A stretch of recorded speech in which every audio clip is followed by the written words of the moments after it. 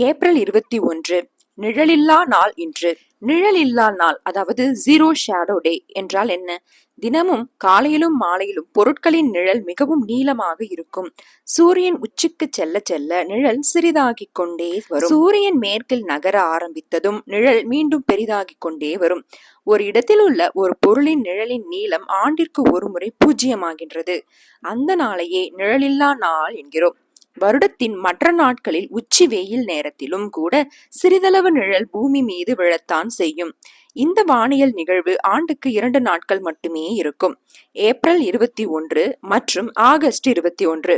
சூரியனின் வட நகர்வு நாட்களில் ஒரு நாளும் தென் நகர்வு நாட்களில் ஒரு நாளும் என ஆண்டுக்கு 2 முறை இது நிகழும். மேலும் பகல் 12 மணிக்குத்தான் நிழல் 0 ஆகும். வருடத்தில் 2 முறை மட்டுமே நடக்கும் இந்நிகழ்வு. இதை காண எந்தவித அறிவியல் உபகரணமும் தேவையில்லை.